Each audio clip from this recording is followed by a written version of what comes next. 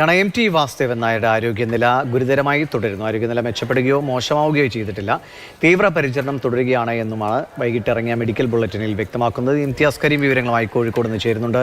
ഇംതിയാസ്, ഈ വൈകിയ വേളയിലും അദ്ദേഹത്തെ കാണാൻ പ്രമുഖർ എത്തുന്നുണ്ടോ? കൂടുതൽ എന്തെങ്കിലും വിവരങ്ങൾ ആശുപത്രി അധികൃതർ പങ്കുവയ്ക്കുന്നുണ്ടോ?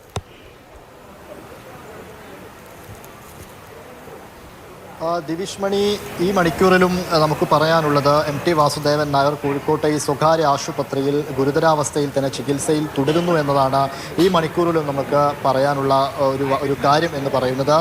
ഇന്ന് പ്രധാനമായിട്ടും 2 മെഡിക്കൽ ബുള്ളറ്റിനുകളാണ് ഈ സ്വകാര്യ ആശുപത്രിയിൽ കോഴിക്കോട്ടെ ബേബി മെമ്മോറിയൽ ഹോസ്പിറ്റലിൽ നിന്നും MT വാസുദേവൻ നായരുടെ ആരോഗ്യനിലയെ സംബന്ധിച്ച് 2 മെഡിക്കൽ ബുള്ളറ്റിനുകളാണ് വന്നിരുന്നത്. രാവിലെ വന്നിരുന്നത് പ്രകാരം ഹൃദയാഘാതം സംബന്ധിച്ച പ്രശ്നങ്ങളും ശ്വാസ തടസ്സവുമായി ബന്ധപ്പെട്ട പ്രശ്നങ്ങളും MTക്കുള്ളത് എന്നായിരുന്നു രാവിലെ തന്നെ വന്ന മെഡിക്കൽ ബുള്ളറ്റിനിൽ നിന്ന് വ്യക്തമാക്കിയിരുന്നത്.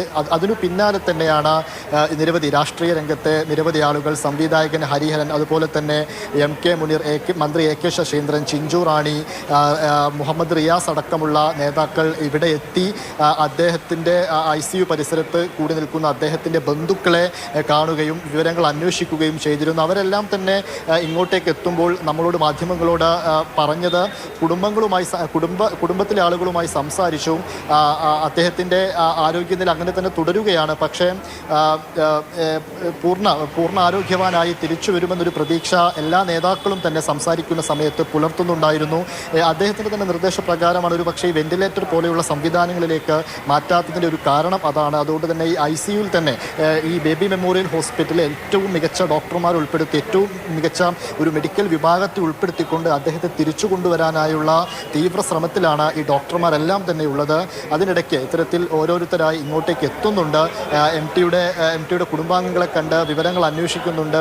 ഒരുപക്ഷെ ഇതിലൊരു സങ്കടകരമായ കാര്യമെന്ന് പറയുന്നത് MTയോട് സംസാരിക്കാൻ ഒരു മിനിറ്റ് MTയോട് സംസാരിക്കാൻ ഒരു പക്ഷേ ആർക്കും സാധിക്കുന്നില്ല. അതിന് പലരും ശ്രമിച്ചു.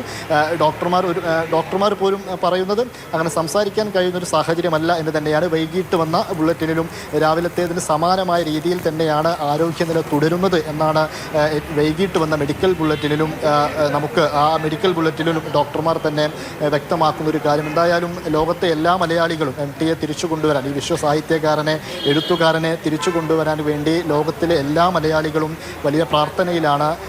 അദ്ദേഹം തിരിച്ചു വരുന്നതിനായി എല്ലാവരും കാത്തിരിക്കുകയുമാണ്.